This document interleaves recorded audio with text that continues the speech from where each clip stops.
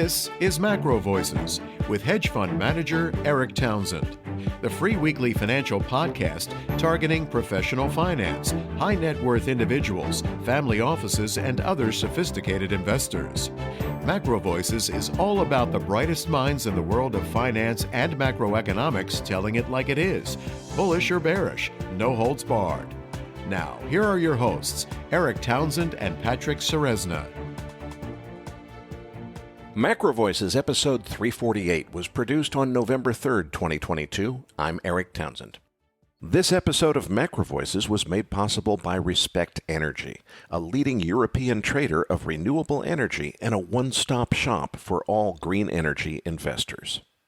One River Asset Management founder and CIO Eric Peters returns as this week's feature interview guest. We'll discuss why Eric thinks that post-pandemic patterns in everything from inflation to supply chain disruptions yields a conclusion that we've moved from a paradigm of mean reversion to a new paradigm of reflexivity.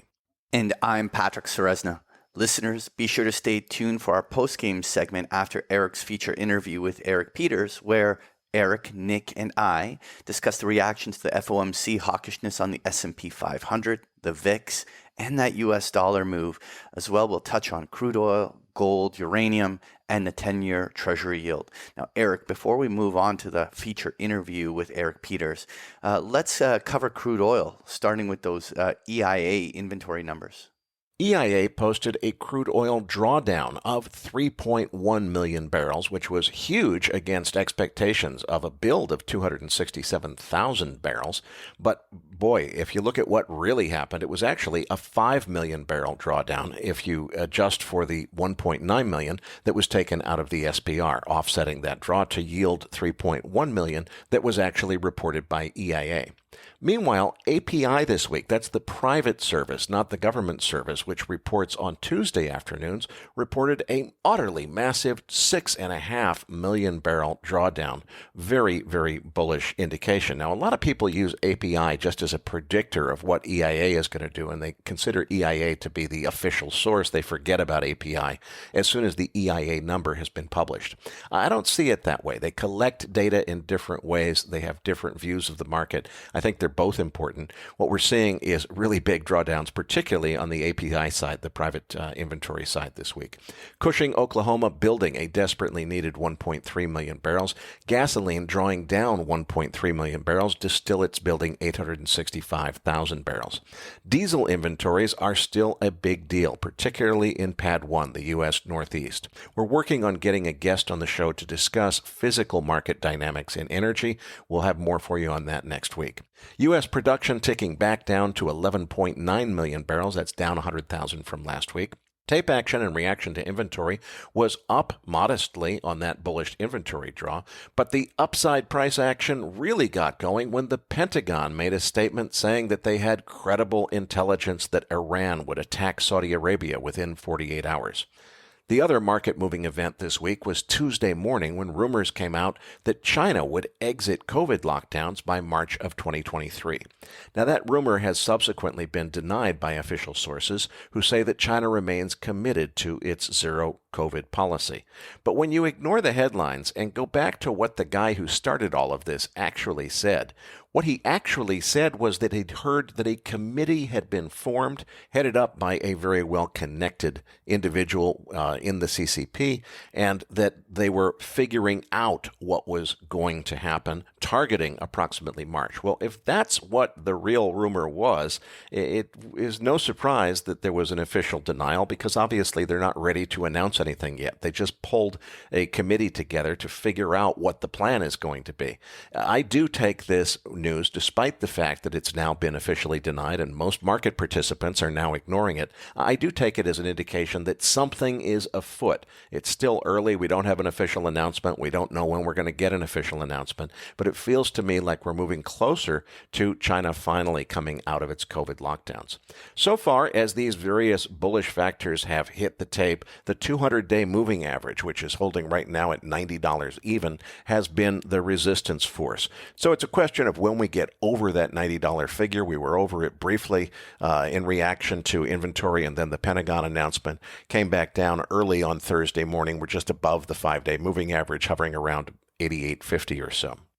My call is to look for a decisive break above that 200-day moving average after midterms, if not sooner. Now, if I'm right, this will begin a structural bull market in crude that should last through at least the first quarter. And that's regardless of whether President Biden refills the SPR as promised. Now, if President Biden decides to even further drain the SPR and continue trying to hold gasoline prices down, well, there's only so much left. I don't think we can get at the previous drawdown rate beyond another 6 months or so before we've completely drained it down to nothing. I don't really think it's headed that way. I think more likely as we pass the electioneering efforts that I think have been going on, these extreme shenanigans with the SPR ought to be over. And I think that the September 26th low at 76.25 on WTI will probably prove to be the low, and it's all uphill from here. Now, of course, if they really get crazy and start further draining the SPR or doing other wild things in order to move gasoline prices down, anything is possible in the short term. But we're going to pay for it with higher prices in the long term. There is no getting around the fact that higher prices are coming. The question only is how long we continue to engage in this reckless and irresponsible practice of trying to delay the inevitable at the expense of national security. This week's feature interview guest is One River Asset Management founder Eric Peters. Now, Eric, why did we get Eric Peters back on the show this week? Well, Patrick, Eric Peters is a very solid macro guy. His firm has an excellent reputation. He was also very early to call the inflation trend, and he's also been writing about growing geopolitical trends recently. These are all topics that are near and dear to my heart and to many of our listeners, so we wanted to get Eric back on for an update. Well, Eric's interview with Eric Peters is coming up as MacroVoices continues right after this message from our sponsor.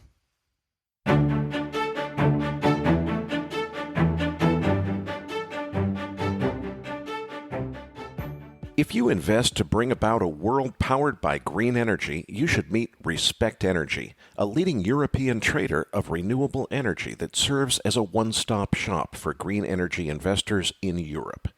Respect Energy brings together independent power producers, accredited and institutional investors holding assets in renewables, or undertaking investments in new green energy production, such as wind and solar photovoltaic power plants. More than 600 institutional and accredited investors have already entrusted Respect Energy with the sale of their electricity production, portfolio management, O&M services, EPC, and project development. If you want to invest in green energy in Europe with the help of a trusted partner, contact Respect Energy today and ask for a tailor-made solution. For more information, visit respect.energy.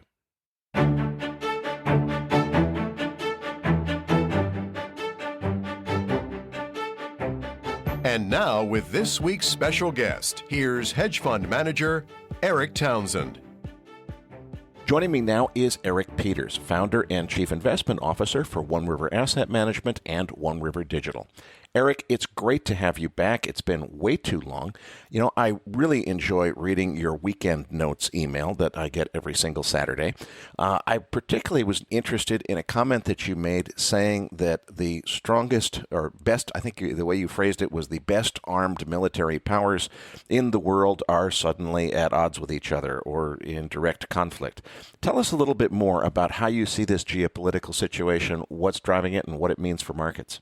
Sure. Eric, great to be back. It has been a while, actually. And boy, a lot happened in the world. It feels like we have new things to talk about every time we get together. So, what I referenced was it seems apparent that we're in a period of rising conflict and it's becoming more explicit. So this past week, I was referring specifically to the Russians claiming that the UK Ministry of Defense or Defense Ministry had been intervening in the drone attack on the Black Sea Fleet. And then I think what really caught my eye as well is that last week we had a Senate report that came out that actually said it was, I don't know the exact terms, but reasonably likely that that COVID came from a lab. And and that comes after a couple years of strong statements in opposition to that theory. And I think that there are plenty of people who looked at the original COVID leak and had observed that there was at least a reasonable probability or possibility to come from a lab, and yet I think probably for political reasons, the government pushed back hard on that. So it's just interesting that all of a sudden it seems to be the opposite is true. Eric, one of the rules of investing is that wars are almost always inflationary. Right now, we don't actually have a hot war between superpowers. We have a proxy war, or a Cold War, if you want to call it that. I think it's rapidly escalating in the direction of a hot war, but we're not there yet. Is it time to conclude that this is inherently inflationary? And does that mean that the debate about whether inflation is transitory or persistent is going to be resolved as a result of this geopolitical escalation? Or how should we think about inflation in this new environment? There are a whole bunch of different dimensions to consider inflation and lenses through which to think about our mental models. One is through conflict. Another is through, and these are related, through globalization. So I think we've been through, we're on the other side of this, what had seemed like an inexorable trend toward deeply integrating our economies globally. We call that globalization. And I think we're at the other side of that, meaning that for decades, really the entirety of my career, we have seen ever deeper integration of the global economy and different economies with one another. And that is by nature a disinflation or deflationary force, in the sense that whenever there's a shortage of something in one part of the world, if politicians, policymakers, companies, state-owned enterprises, if they all feel comfortable more or less in looking for whatever those supplies are that are in shortage in their domestic market, if they're comfortable going abroad to source more supply, then naturally you can solve a shortage pretty easily. And it may not even be that you're just trying to source the supply right away. You may actually be going to a different country to try to create more supply of whatever that may be. And that could be, by the way, it could be labor, it could be goods, it could be products or services in the case of, a lot of global services enabled by technology, call centers, whatever. And so in an environment where there's great comfort in globalization and there's an expectation that will continue on, and importantly, where the world is largely speaking in a peaceful environment, then a lot of decisions that are made make the economy more efficient, although you introduce new types of fragilities. And one of the fragilities is that there's some type of shock in some part of that really complex supply chain. One of the fragilities is that in the event of rising conflict, that all of a sudden you look at your supply chains and go, they may not be as robust as we once hoped because there could be a military conflict or something like that. And so I think that's, when you think about conflict and you think about inflation, I think that's just a really important thing to consider, because we seem to, number one, very clearly be moving into a direction of deglobalization and kind of the reshoring of certain critical industries and some industries that aren't necessarily critical. And people are worried about their supply chains because of rising conflict. And the consequence of that is that people start trying to look for sources of supply that aren't necessarily as efficient, and they're willing to pay a premium for those things just because they're more stable. And so those are very important things to consider. I think that's what we're seeing right now for sure. I mean, I think there are other aspects to inflation, but that's a big important one, and one that I don't think is going to turn quickly. Meaning, I don't think that someone's going to snap their fingers and we're going to enter a more peaceful period ahead. Nor do I think that there's any type of action that's going to lead to deeper integration and globalization right now. I think the trends are very strongly in opposition to that.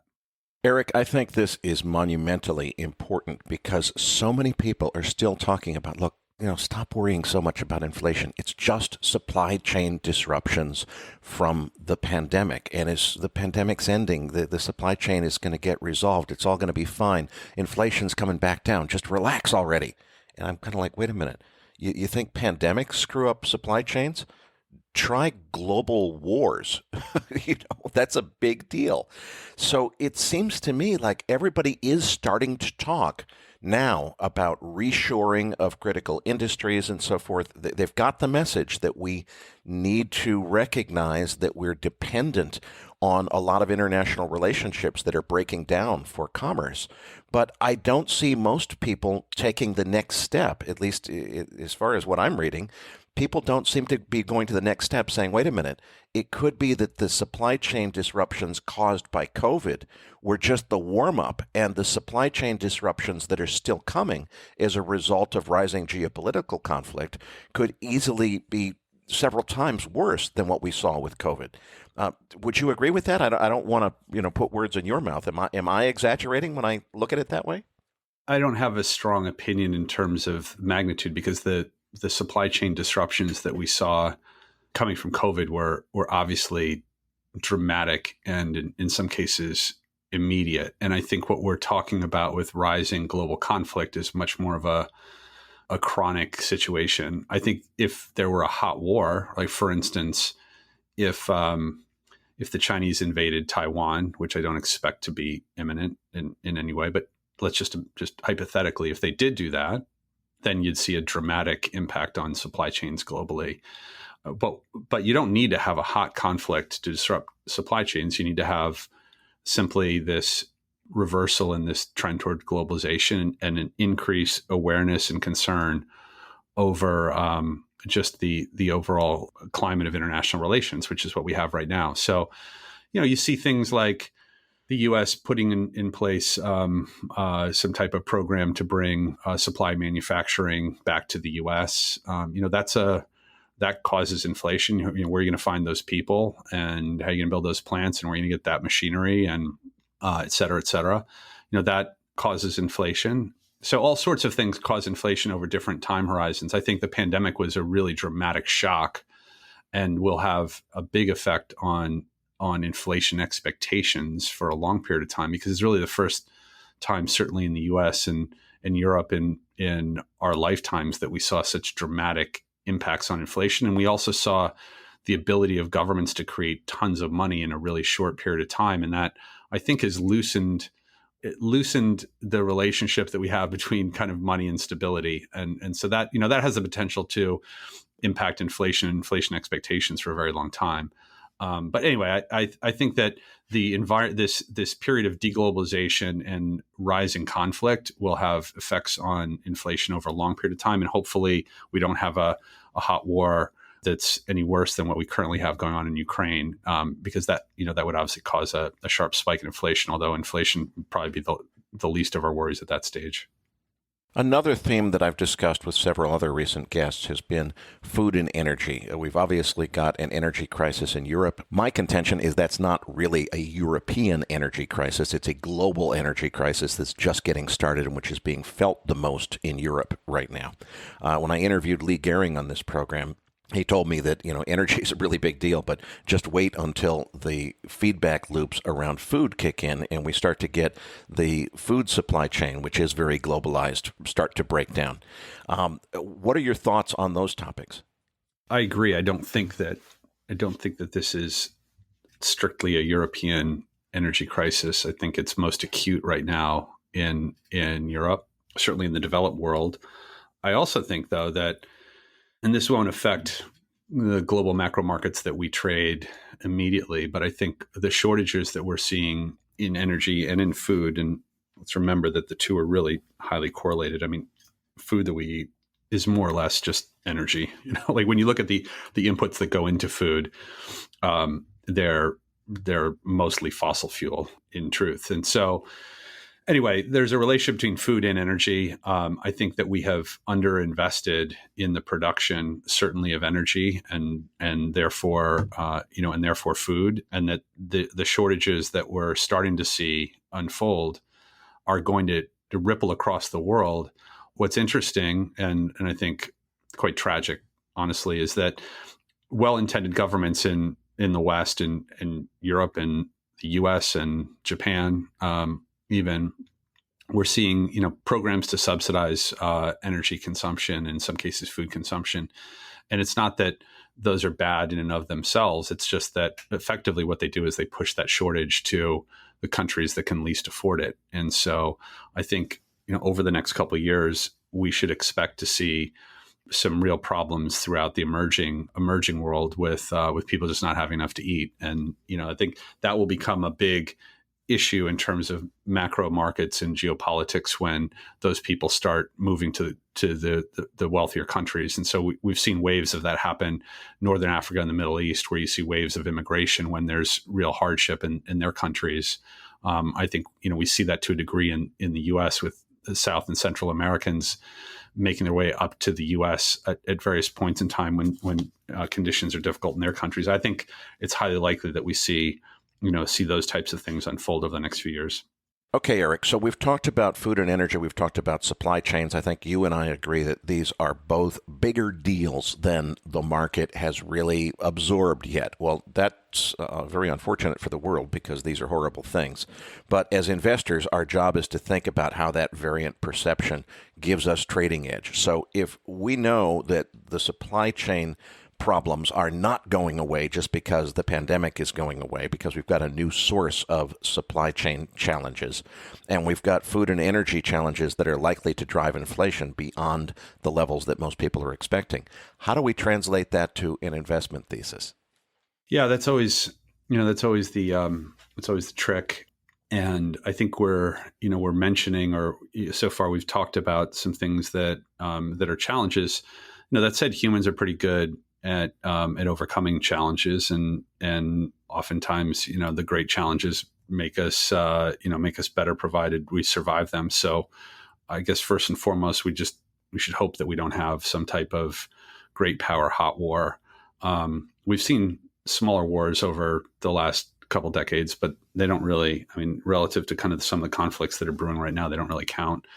So when we think about the investment framework and the world that we're in right now, and kind of how to think about investing and positioning for this world, while we've talked about challenges in energy supplies and food supplies, and we've talked about deglobalization, we've talked about rising conflict, some of the things that I think will inevitably come out of that are a lot of volatility, because markets never move just in one direction, and there'll be periods where in the cycle that we see ahead, where there will be expectations of less conflict, and that will be a relief to markets, and there'll be periods where energy prices come off, and that might feel good, or food prices come off, or you get a good harvest, and so there'll be volatility in these markets.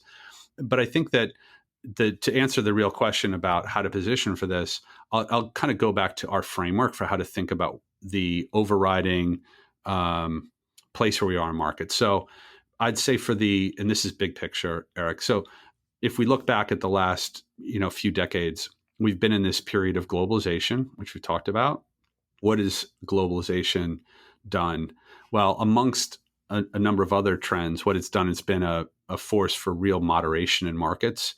And it's allowed economies to become ever more efficient, also fragile, but ever more efficient. It's allowed the global economy to solve all sorts of shortages and surpluses. So if there's a surplus of any commodity or any good or labor in a particular region or country, global CEOs figure out a way to maximize the utility of that excess resource or labor, whatever it may be. So when you think about what that leads to, it leads to markets that are more prone to mean reversion, because prices jump up, and the market figures out how to correct that. It's been amplified by central bank policy, which has really been the dominant policy for the last few decades. And so whenever there's a recession, central bankers come in and lower interest rates and do increasingly aggressive rounds of stimulus, which has kind of led to where we are right now, which we've seen massive QE programs and low rates forever. And we're finally now readjusting from that period.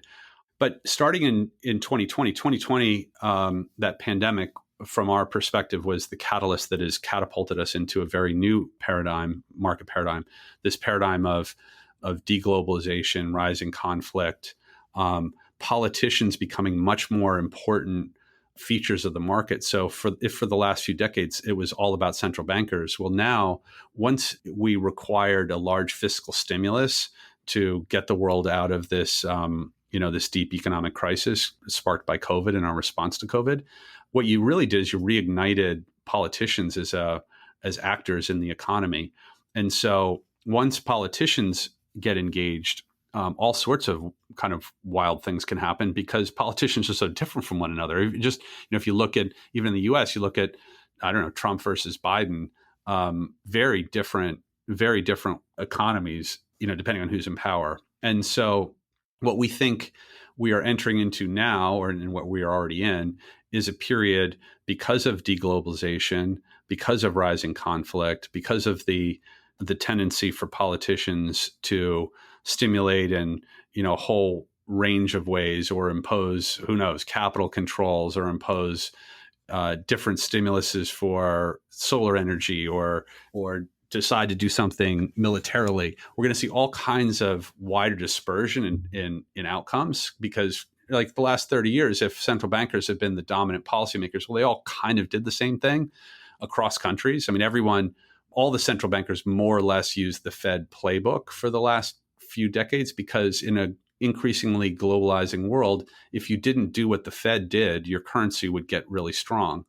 And people couldn't, in a world where everyone valued deeper integration with their economies, and aka globalization, you couldn't have a really strong currency. And so what it did is because the US has the global reserve currency and the Fed more or less is in charge of that, everyone had to adopt the Fed model. So we had very homogeneous policy for the last few decades, and it grew increasingly homogeneous. But now that we have politicians making big fiscal decisions and all sorts of other decisions, including engaging in war and hostility of all sorts, we should have much more dispersion.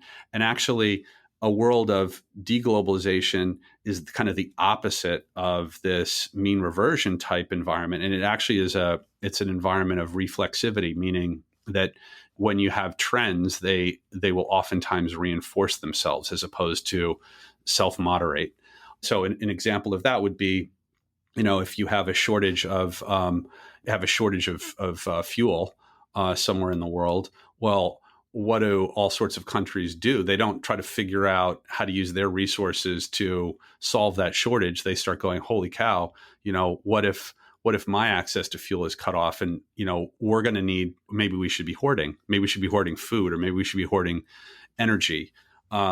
Or maybe we need to start building domestic supplies. And by building domestic supplies, it's going to require a hell of a lot more steel or different energy inputs and labor in order to, make the investment in the infrastructure to produce whatever is in short supply.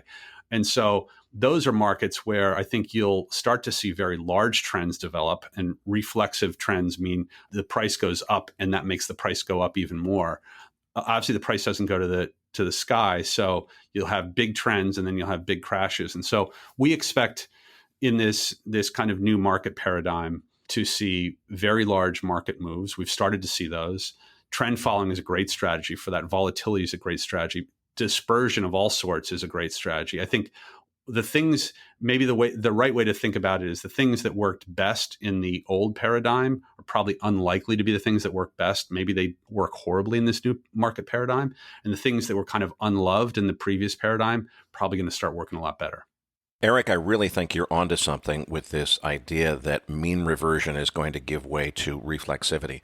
Let's apply that to one specific scenario, which is evolving as we speak. On Tuesday morning of this week, rumors began surfacing saying China is going to come out of lockdown in March of 2023. And then that was promptly denied officially, but a whole bunch of people who are expert on the situation have said, well, probably there's something afoot here, and whether or not it's exactly going to be March of 23 or not, we don't know, but it's probably coming, and we've probably reached a point where China is unable to continue its COVID zero policy without getting to to an outright breakdown in civil unrest in that country. We don't know, as we're only taping this interview on Tuesday afternoon, what's going to happen, so our listeners may know more about how this resolved in the short term. But let's ignore the question of whether this particular rumor is true or not and get to sometime China is going to reopen. If we think of that in the old school of mean reversion, it should be, if China's reopening, that means that supply chain issues should get much better because China's going to keep exporting stuff and we'll have more things and the supply chain's just going to get better. Is that the right way to think about it, or is there a different way in this new era of reflexivity that we should think about what China reopening means? Yeah, it's a good question, Eric. All these are the sorts of questions that are kind of easy to answer in isolation. So all else equal, the answer is yes. If China reopens, supply chains should free up more than they would have been if China were not reopened. But the world's obviously a lot more complex than that. And so China reopening, what does that really mean? Will it mean that Chinese start traveling abroad a ton all of a sudden? Is that what it'll mean? And what will that do to all sorts of consumption patterns and prices and current account deficits or surpluses all over the world? Because they have a pretty big footprint globally. What does it mean for consumption of energy and commodities within China? Do they just go back to what they were doing before? And I think the answer to all those things is we don't really know. And you tell me what will be the state of play between the U.S. and Taiwan when that happens. Because that will have an influence on it. I will tell you that a lot of those things are kind of unknown as we sit here now and we talk about what's going to be happening in March. What I think is known is that every CEO in the world, not just in the U.S., but in the world, has woken up to the possibility that having really complex global supply chains are a real risk to their business. It's not that there's no benefit to them. They know what the benefit is. It's just all of a sudden they're waking up to these things being a real risk. And so I think that this is a broad statement, but broadly speaking, all of these CEOs are in the process of making decisions to create greater redundancy in their supply chains. They just are. They have to.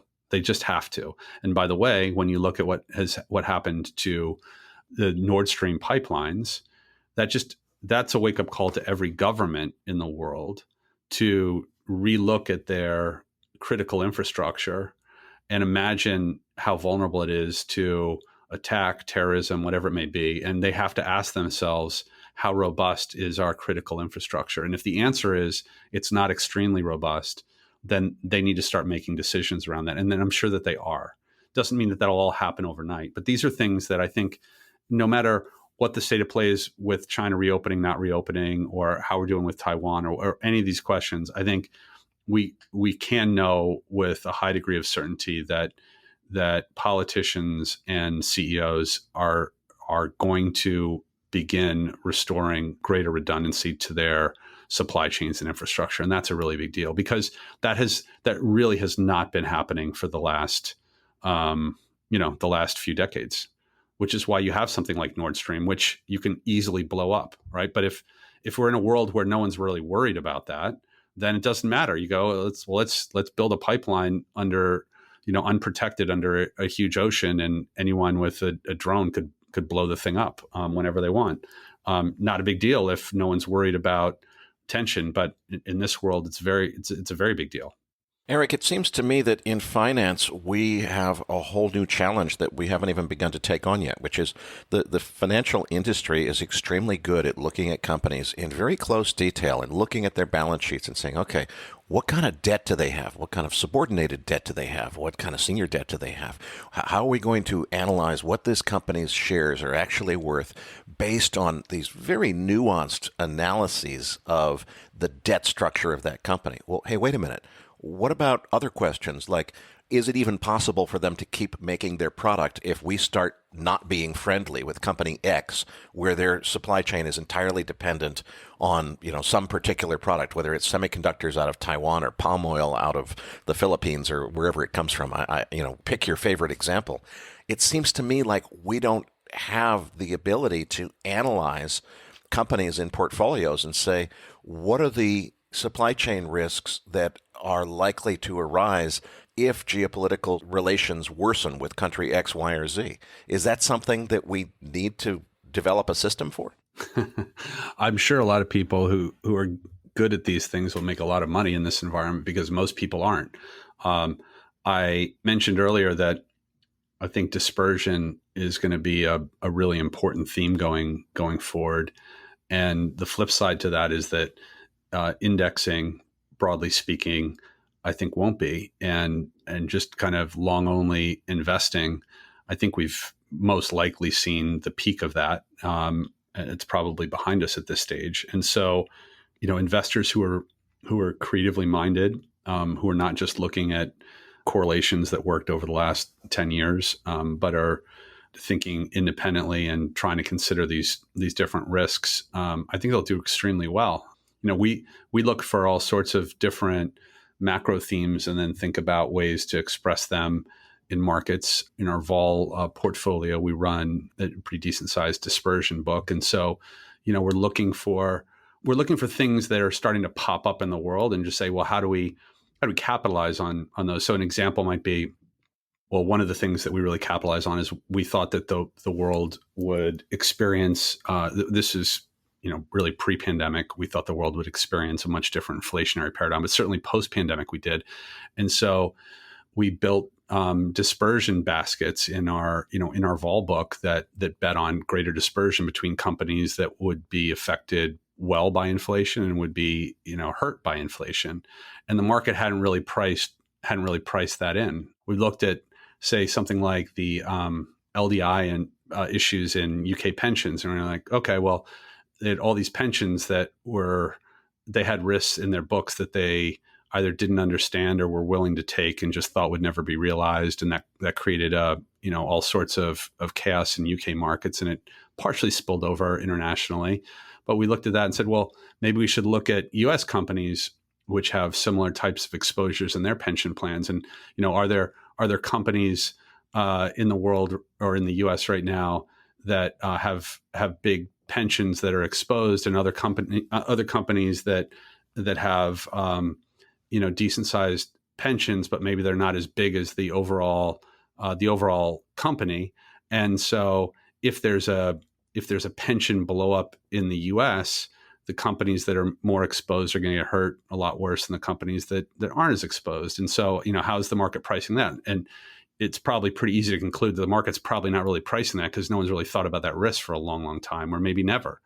So, these are kind of ways that around the edges that we're looking at expressing risks like this. I think there'll be all sorts of people that come up with really creative ways to reevaluate the price of certain credits because of the geopolitical situations, and they'll make a lot of money. Eric, I definitely agree that passive investing is on the way out, if not already out. If you stop and think about it, the whole rationale for passive as a strategy was really layered on top of the efficient markets hypothesis. The idea was everything's already efficiently priced. The risks and so forth are baked into the price because the market knows the risks. Well, I think it's pretty clear in this environment the market doesn't understand all of the risks because the risks are changing very dynamically and very quickly due to geopolitical escalation and also, to a lesser extent, this trend of inflation, which most people seem to be unable to recognize may be actually secular and not just transitory, which is certainly the view that I hold. But hang on, what's the next step? Because if we go beyond, okay, it's not passive anymore, to say, well, that means it's a trader's market or it's a stock picker's market. I think we just agreed, you and I are not smart enough to understand all of these risks of all the things that could go wrong if one particular country stops exporting this. What does it mean to the supply chain for X, Y, and Z? It's such a complicated problem. You can't possibly be smart enough to know all the answers. So if it's not passive and it's not stock picking in the sense of really knowing all the stocks to pick, what is it? Is it trend following at that point, or what kind of strategy should we employ? I think you need to employ people who understand their markets extremely well and are flexible in their thinking. So it's of course true that you and I, or there's no one out there who's going to know everything and have all the answers. But I just gave some examples in dispersion in the volatility markets, which is something that we trade a lot of and are expert in. And we've been able to find really good opportunities in those through our macro lens, and then, in our expertise in dispersion trading. And I think there'll be all sorts of, and you look at a lot of the macro managers this year, and most of them have had very good years. So, and this is a good environment for that. I sincerely doubt that we're going to have, a good year or a couple good years, and then these major macro forces of the last 30 years are just suddenly restored to balance, and we go back to levered carry passive investing, at very low levels of inflation and accommodative monetary policy, and everything's back to normal. And it was just a 2 or 3 year blip. I don't think that's the case at all. And so I think it's important to find investors who understand their markets really well and can, take proactive risks. I think one of the ways to capitalize on this, it's been very successful this year.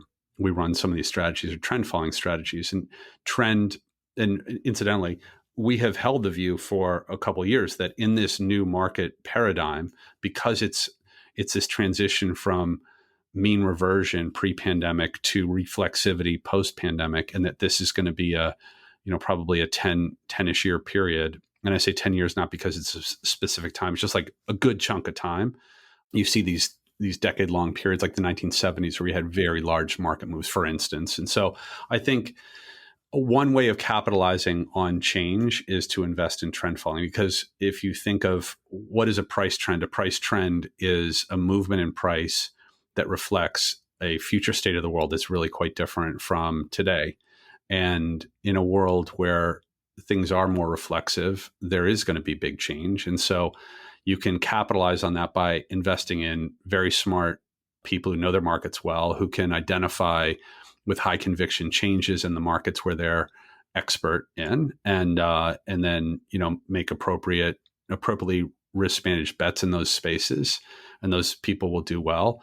The advantage of trend following is that you get wide breadth. So across our two strategies, we cover about 160 different markets. And if you can make similarly sized bets in all those markets and follow those trends, you might be wrong intuitively about the direction of the change, and you're still going to make money in that strategy, which is great, because in a world where an awful lot of things are changing, pretty substantially, you might be right about some of them, but you're not going to be right about all of them. And the good thing about a systematic trend following strategy is that it's dispassionately just following those trends and capitalizing on those moves. And you don't have had to have done the analysis. You just have to have the insight that we're actually going to see some big moves here. And then that strategy capitalizes on it. So that's how we look at that. Eric, let's come back to this question of transitory or secular inflation. I'd like to take it a step farther because, first of all, I'm convinced it's not transitory. I think inflation is here to stay. I'm going to suggest that maybe it's not just here to stay, but maybe it's intentional, because the way I've seen this is governments really have no choice but to inflate away their debt. Is that what's happening? Are we seeing the beginning of a new regime of financial repression that's going to last for decades the way it did after World War II? Yeah, I think that's a very important thing to keep in the back of your mind throughout this, that what's happening right now, I believe strongly, is deliberate policy. So, we've spent these last 30 years with central banks, in essence, bailing out the economy in each recession. And at first, it was just through rates, and then increasingly it became through QE, and then bailouts of all sorts. And we've finally gotten to really the natural conclusion of that journey, which is that you have very large government debts. And so when people look around and they say, well, the consumer seems okay and the banking system seems okay, it's like, well, they do seem okay because they've really been bailed out by the government. And not because anyone was a bad person or that they were making what they thought was stupid policy. They just kept trying to create sustained economic growth, and it required increasing doses of intervention to do that. And so the natural the destination for that journey is a place where actually the fragility lies in the government balance sheet, and they've taken on all sorts of debt. And not only that, but they have made enormous entitlement promises to the baby boomers. And so I think, when we've talked about global supply chains and deglobalization and rising conflict, et cetera. And we've looked at those things and we've said, well, those are drivers of inflation. There are other drivers of inflation too. The really big one is that there's a deliberate government policy to try to unburden the sovereign balance sheet of all these debts by creating inflation. And the way you do that, well, you do it in all sorts of ways. We've seen what they've accomplished recently, which is not to say that they're thrilled about the pace of inflation relative to actual growth. And we've had a huge nominal increase in GDP so far this year with really anemic growth, But when you think about what that does is it increases nominal GDP and it makes the debt to GDP go down, even though we're running deficits. So the way that governments ultimately do that is the way that they unburden themselves from these debt levels through financial repression is that they keep nominal GDP as high as they possibly can.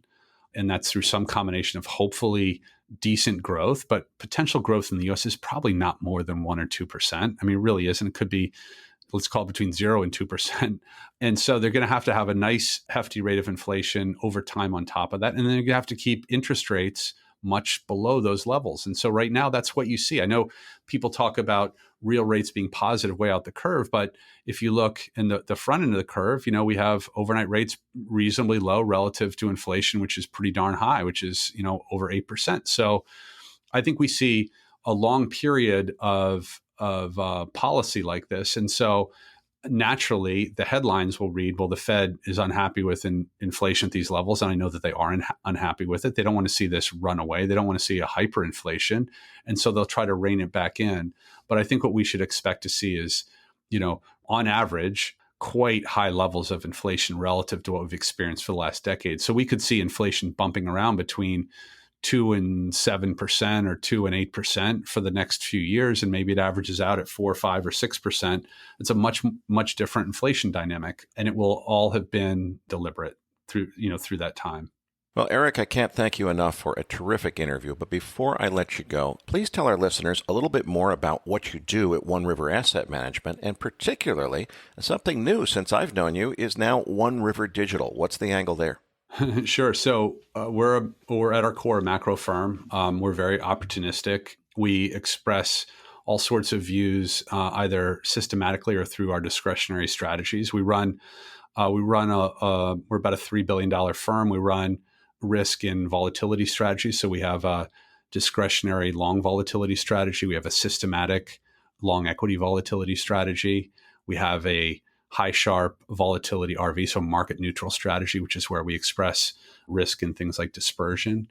We have a couple of trend following strategies, so systematic trend following strategies for core markets and for more esoteric markets. We run an inflation strategy. So these are all kind of core macro type strategies that we run. We combine some of those for our clients in ways that have really helped them. So we have a risk responder strategy that combines our long volatility with trend and in a very capital and fee efficient way. And that's a great diversifier for our large institutional clients.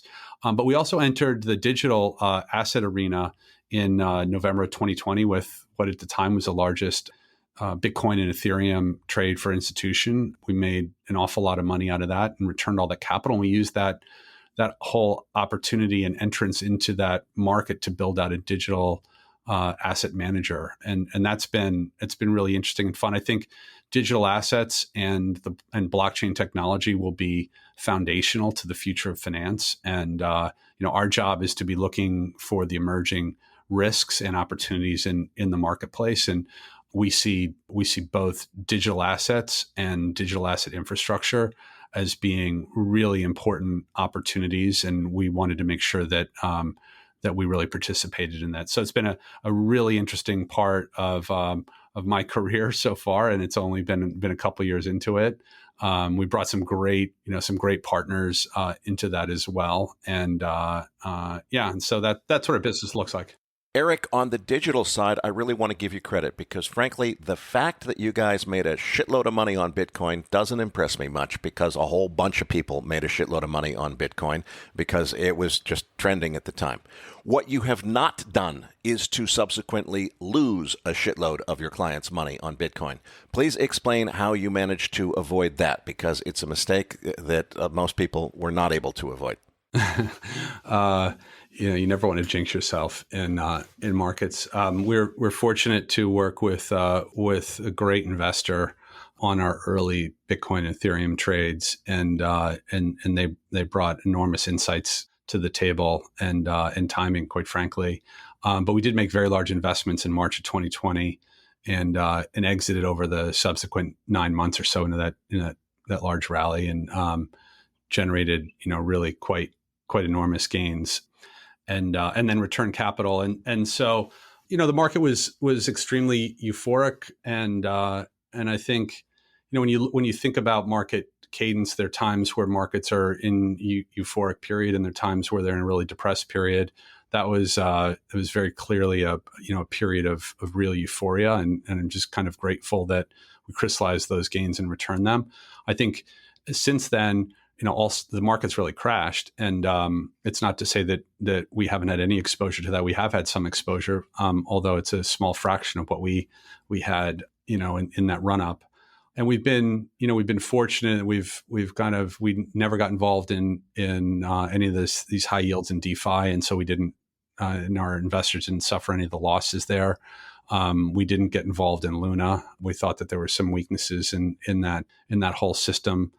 And managed to avoid that. So we've been thankful that I think we've taken a pretty sensible macro view to digital assets. As I mentioned, I think that these will be the foundation of the future of finance, but they're going to be a lot of pitfalls along the way. And so this big market decline has been one of them. I'm grateful, touch wood, that we didn't suffer any type of catastrophic losses, and we dodged all the big bullets there, which is not to say we won't ever get clipped at some point in the future. But I'm very proud of the team. We've built an amazing team that has brought great insights to this. And now I think we're really well positioned for the next upcycle. I think we'll have a very big upcycle, by the way.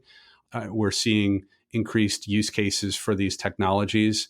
I think they're becoming widely accepted. We're seeing regulatory competition between nations to see who can be the leader in the digital asset space. I think it's very smart for nations because this is going to be a source of great innovation, and ultimately these technologies will form the foundation for new infrastructure for the global financial system. And so, as I said, we're going to be part of that, and I'm just grateful that we've kind of made it through this market crash, pretty well intact.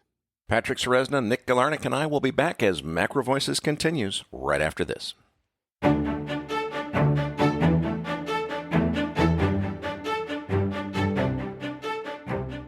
After being completely sold out of advertising space for the last couple of years, we finally have capacity to add a new advertiser. MacroVoices has a PodTrack-certified global audience of over 170,000 listeners, and each weekly episode typically gets 60,000 to 80,000 downloads. We have more than 20,000 accredited investors who have registered with us as accredited, and we estimate the total accredited investor audience as at least 40,000 accredited listeners, which we believe to be the highest number of accredited investor listeners of any podcast on the internet. We strive to accept tasteful advertising from advertisers whose product is likely to appeal to our audience. So we're looking for another investment or financial services advertiser to fill the space I'm speaking in right now. If your company wants to advertise on MacroVoices, please email sponsorship@macrovoices.com for more information. Now let's get right back to the show.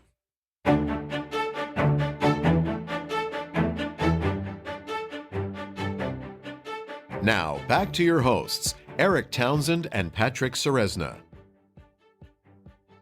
Eric, Great interview with Eric Peters. Now, joining us again in the post-game segment is Nick Galarnik. Now, Eric, I always love to get Eric Peters back on the show, and I thought your conversation with him on the future of passive investing was particularly relevant to the coming decade's macro backdrop.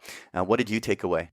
Well, Patrick, what I've been thinking about since this interview and after reading a few other things that have come out this week is just this overall market reaction that people are having, saying, oh boy, reshoring is going to be the trend. Yeah, that's it. Well, okay, wait a minute. I think that's right. We are going to need to reshore a lot of critical industries that have been globalized in recent years. But let's remember how we got here. The whole globalization trend was entirely about exploiting cheap overseas labor. So if we're going to reshore these critical industries, first of all, we don't have the talent to do that anymore. The people who had those skills, we lost those jobs in this country and in Canada several decades ago. We haven't been sending people to vocational schools to learn to be machinists and welders and so forth, because a lot of those industries were moved overseas. If we're going to move them back, it's not a matter of just flipping a switch. And when we do, the labor cost is going to be dramatically higher. That has to be extremely inflationary. So all this talk about inflation is transitory and it's peaking and it's going away, it just doesn't make sense when you consider the big picture of what's going on. If we're going to reshore critical industries that were offshored for the sake of exploiting cheap labor, then the price is going to go up, and the price of everything is going to go up. And furthermore, we can't just turn it on like a switch. It's going to take a lot of time and energy, and there's going to be a lot of cost and a lot of product shortages. So I think it's definitely time to get ready for shortages of just about everything in coming years. Okay, so let's get to the post-game chart deck. Now, listeners, you'll find the download link to the post-game chart deck in your Research Roundup email. If you don't have a Research Roundup email, that means you have not yet registered at MacroVoices.com. Just go to our homepage, MacroVoices.com, and click on the red button over Eric Peters' picture that says, looking for the downloads. Now, joining us here is Nick. Now, Nick, what a crazy reaction to that FOMC. Yeah, that was something to see. Post-FOMC, that whipsaw was quite a move. I have some levels that I'm watching right now, but first, Eric, perhaps we can get your point of view on this. I thought the market reaction to Wednesday's FOMC statement and the subsequent about face after Jay Powell said, well, sorry, we only meant what we actually said, not what the market tried to read into it, I thought it was very telling. This week's events just further cement a view in my mind that the market is completely fixated on expectations of a Fed pivot, which lack any basis in reality. The Fed has been clear that they hope to slow down the pace of rate hikes when conditions warrant. That means when inflation comes under control. So if you share my view that inflation will be persistent, there's just no good reason to be anticipating a dovish Fed pivot or even a Fed pause. But that still seems to be what markets are obsessed with, even in the wake of this week's events. Bottom line, if I have the inflation thing all wrong, then yeah, sure, the Fed will pivot and markets will scream higher just as soon as inflation comes under control. But if I'm right about inflation remaining persistent, there's just no sane reason for all this pivot expectation mania. And at some point, the market is going to price that reality in, and we're going to see a big move down. And it won't be pretty when that happens.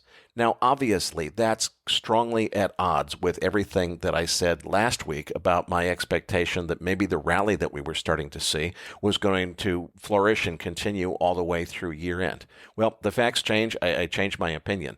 In this case, I think that the market has finally woken up this week to the Fed telling them again that there's no reason to be expecting a pivot. Now, if we get back into everybody expecting a pivot, there is room for this to turn around and for the rally to continue through the year end for all of the reasons that I described last week. But I think this may have been a big enough wake-up call to change that direction. It'll be very interesting to see what the next few days reveal. And certainly if we get to new lows below 3,500, I think it's a pretty strong sign that we're headed considerably lower than that.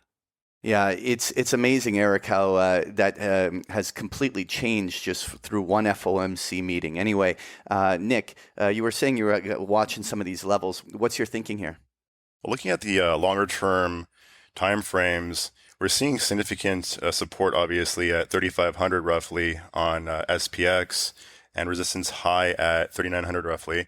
I'm looking at the November 9th OPEX. The reason being, obviously, is that encapsulates the November 8th midterm elections. And current spot, as I speak, is 37.40.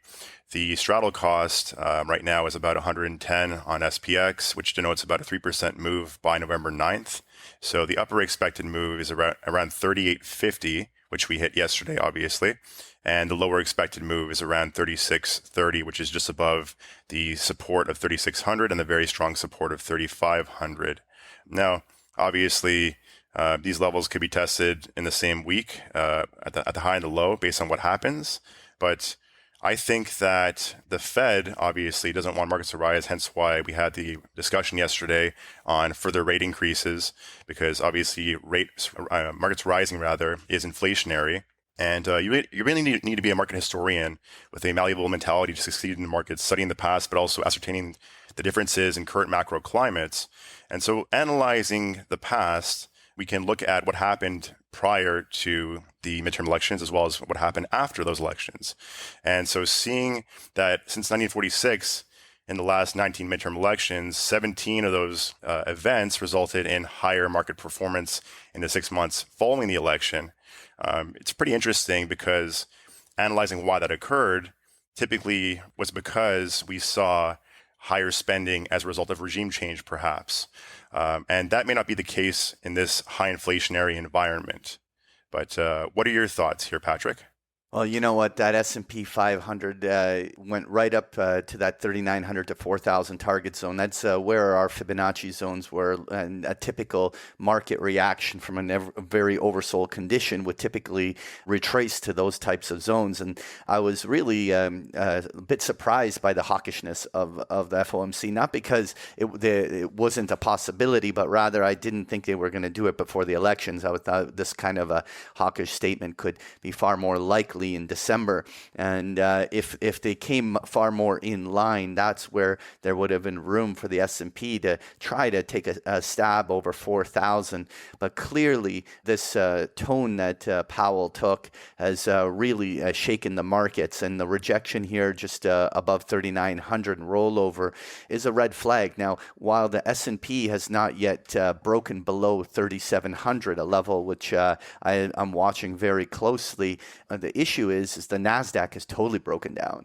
And while we have not seen the NASDAQ break to a lower low yet, the fact that the FANG stocks are screaming lower, many gaps to the downside, the big leadership and generals in that market are getting hammered. And so you take the wind out of the sails of sectors like the financials and other things that were really counting on the Fed kind of easing here a little bit. We could, and the market can be quite vulnerable here. Now, while you're absolutely right that 3,500 is a level to watch, especially since it was where the previous lows were along in October, but this pattern of lower highs and lower lows and bear market price action has not been violated. And if this rejection in any way leads to an S&P breaking below 3,700, while 3,500 will be the first target zone, we might finally see that sell-off that heads all the way down to 32 to 3,400. I'll say while I'm making that forecast, it's not what I originally thought was going to play out. And the fact that this is happening pre-elections just makes me kind of scratch my head as to, is this really a scenario that's going to happen here in the week to come? Maybe the market settles in here for the jobs numbers and the elections, and then the move happens post-election. But right now, it's a market that has failed at key levels and remains rather weak. There's a saying I've been hearing, Patrick, and it's that the generals are the last to be shot. And looking at the FANG man names, we're seeing a lot of them collapse down below support levels we haven't seen in many years. And there's still a lot of downside in certain names, like Google, for example. You look at the price it was trading at in 2020, and it's still far off that level right now. Meta has fallen drastically in the last week or so from $137 down to $90 as we speak or so. And Amazon has broken key support levels too. So if Apple and Microsoft keep breaking down, the market could easily fall, I would say probably 10% more or so from here. That's just my point of view. Yeah. Well, you know what's also interesting, Nick? I actually expected on such a clear reversal in the markets that there would be a bigger reaction to the VIX. On page 3, I have the volatility index chart, and it didn't seem to, at least initially, react with any big spike. I mean, we're sitting at 26, which is still an elevated level of volatility, but for me, I think the market shows signs of true nervousness when we're north of 30, and we're still not there. What are you taking away from the VIX? Well, looking at the VIX right now, on the 3-month time frame hourly chart, I'm seeing that we're near support at around 25-ish. And if we turn back up toward 30, that's where things can get really ugly, because obviously yesterday, initially post the 2 p.m. minutes, we saw the market kind of stagnate, then rise gradually, which caused the VIX to plummet. And then we sold off after Powell's comments, and that caused the VIX to also decline gradually as well, which is very intriguing. So right now, given the current levels 26, we expect about 1.7, 1.8% moves each day in broad markets. But it'll be curious to see if we break above 30 again in the short term, because we haven't seen a lot of those crazy 2, 3, 4% down days that we saw back in 2020. And if those start coming our way, we could see the VIX spike to 35 and above in short order. Obviously, the elections will play a lot into that next week, depending on what happens. Now, Eric, on page 4, we have the dollar index. What are your thoughts over here? We've moved from a global economy threatening uptrend on the Dixie to a sideways consolidation, but there's no reason to conclude that a trend reversal has occurred, at least not yet. The chart is an easy read with the consolidation neatly confined between 110 and 114 on the Dixie. Until we see a sustained move outside that range, we're consolidating sideways. End of story, and there's no reason to conclude that the trend has reversed. Yeah, Eric, I'll have to say that the Dixie and the dollar index reaction to that hawkish Fed really actually, I think, is a true advertisement of what's in store for the broader intermarkets. One of the whole themes I had was that, well, if we had a short to intermediate swing high in the dollar, maybe the dollar put in a high for the year, not necessarily the end of the major trend, but simply just a pause, then that would have allowed all risk assets to be able to take a breath and continue a year-end rally of some sort. But the hawkishness of the Fed has really sent that dollar index screaming higher, and we're above what I was watching, a key level around 112.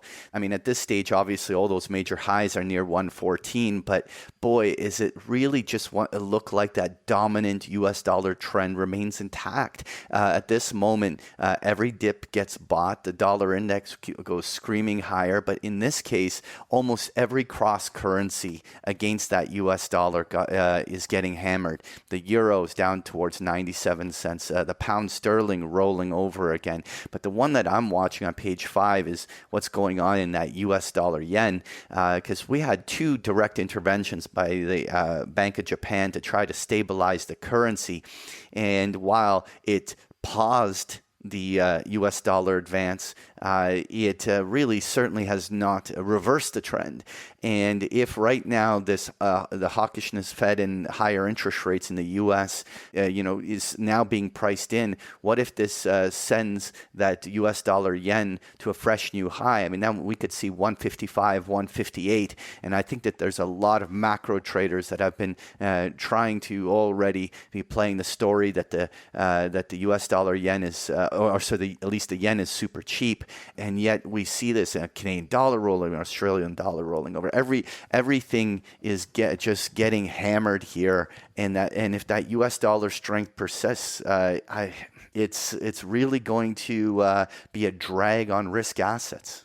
Yeah, Patrick, I definitely agree with that assessment. I was looking at the Bank of Canada last week raising their rates by 50 pips and thinking that if the Fed raised by 75, that it would be insufficient in keeping their dollar at the current levels, and I guess I was correct in that assessment. But on slide 6 over here, we have crude oil. Now, Patrick, what are you seeing here? Well, you know what, Eric, you were talking about that 200-day moving average, and I just thought it would be relevant to show it on the chart here. And it really is depicting a very important line in the sand in terms of the bull and bear trend. What's interesting is that in a lot of risk assets turned decisively on the Fed, and oil paused, but it hasn't broken in any way. I'll agree with your assessment. You know, a clearing of 90 is incredibly important, even if that moving average wasn't there.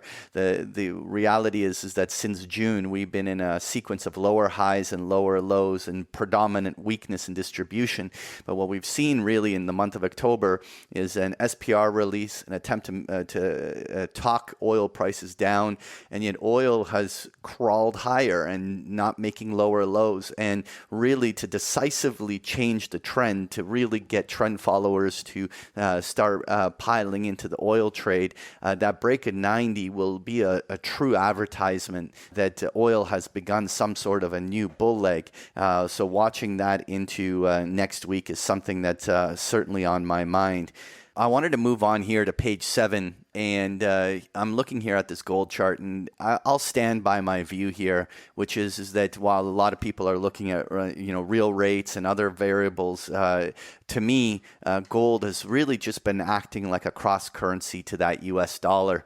And with that U.S. dollar ripping higher at this juncture, it just dragged gold down. But what we have seen consistently since the downtrend started in March is that sequence of lower highs and lower lows in a very distinctly downwards channel. And as we approach all of these previous lows, gold here is quite vulnerable to still having one more leg down. And while I think the majority of the gold sell-off may be rear view mirror, it doesn't mean that a new uptrend or even a bottoming formation has even begun. If the breakout in the Dixie really does continue, the vulnerability of gold breaking to 1550 to 1600 is the most immediate path of least resistance. At some point, there's going to be a great buy on dip here, but boy, the price action just still looks incredibly weak. Yeah, Patrick, I definitely agree with your assessment on gold. If it breaks down below 1600, we could see some more downside. But I want your opinion on uranium over here on page 8. Yeah, obviously we're tracking here with that uranium trust. The one commodity that has generally been behaving quite bullishly since bottoming back in the summer has been uranium. It's really shifted to the sequence of making higher highs and higher lows. And we, after having this test of the $18 level on this trust unit, are in the midst of a pause and a consolidation. One thing that I'm completely focused on here is whether the pattern of dips being bought persists, which is, let's say we have a quick dip down towards 16.5, which is a very typical retracement. It'll be really interesting to see how quickly the buy on dip traders take advantage of that. A typical behavior that we would see is very similar to what we saw in late September and early October, which is once the price gets hammered for 1 or 2 days, almost immediately the buy and dip traders have a catalyst to immediately start buying and turning it. And it'll be really interesting to see if that emerges after this consolidation. Yeah, Patrick, we can't really wrap up without touching on the 10-year government yields after that FOMC and that sharp rise we had yesterday. Now, what are your thoughts here? Well, look, I think everyone was already starting to entertain the idea that there was going to be a dovish tilt and that there was going to be an advertisement that the rate hike cycle may be coming to an end. And when the hawkish tone really came out, everyone's starting to realize that more interest rate hikes are coming, and the bond market just immediately took it very poorly. Now, with yields staying decisively above 4% on the 10-year yields, it really continues to demonstrate the weak state of the bond markets. So they're all stone's throw from fresh new lows. Yield curves continue to stay inverted in many places, and it's just a condition that is incredibly weak. And if we see the yields break to higher highs in this sequence in any way, that just is going to be compiled with the dollar strength, and it's just going to drive further risk off. I am a little surprised that this is happening right before the elections, but this is just simply it continues to be a scenario where the prevailing trends that have been dominant throughout the year are still the trends that are intact, and it's going to certainly feel like a lot more of this continuation moving forward. Folks, if you enjoy Patrick's chart decks, you can get them every single day of the week with a free trial of Big Picture Trading. The details are on the last pages of the slide deck, or just go to bigpicturetrading.com. This episode of MacroVoices was made possible by Respect Energy, a leading European trader of renewable energy and a one-stop shop for all green energy investors. Patrick, tell them what they can expect to find in this week's Research Roundup. Well, this week you're going to find in the Research Roundup a transcript for today's interview, as well as a link to the chart book, which is discussed here in the Postgame, and a number of links to the articles that we found interesting. So you'll find this and so much more in this week's Research Roundup. So that does it for this week's episode. We appreciate all the feedback and support we get from you, our listeners, and are always looking for suggestions on how we can make this show even better. For those of our listeners that write or blog about the markets and would like to share that content with our listeners, send us an email at researchroundup@macrovoices.com, and we will consider it for our weekly distributions. If you've not already, follow our main Twitter account @MacroVoices for all the most recent updates and releases, and follow Patrick @Patrick Ceresna. On behalf of Eric Townsend, Patrick Ceresna, and myself, thank you for listening, and see you all next week.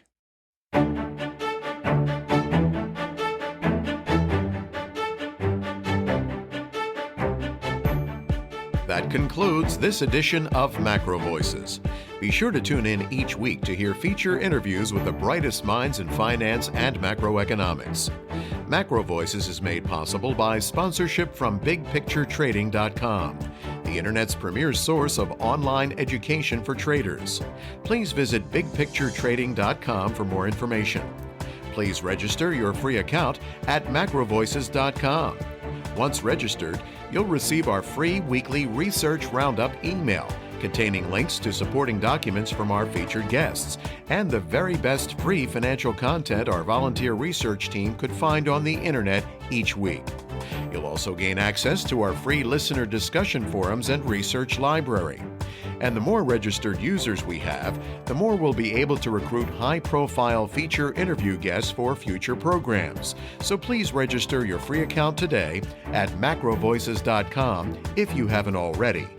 You can subscribe to MacroVoices on iTunes to have MacroVoices automatically delivered to your mobile device each week free of charge. You can email questions for the program to mailbag@macrovoices.com, and we'll answer your questions on the air from time to time in our mailbag segment. MacroVoices is presented for informational and entertainment purposes only. The information presented on MacroVoices should not be construed as investment advice. Always consult a licensed investment professional before making investment decisions.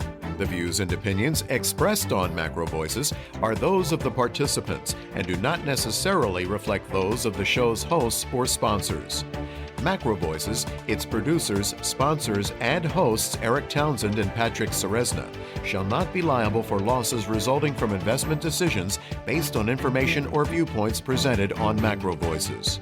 MacroVoices is made possible by sponsorship from BigPictureTrading.com and by funding from Fourth Turning Capital Management, LLC. For more information, visit macrovoices.com.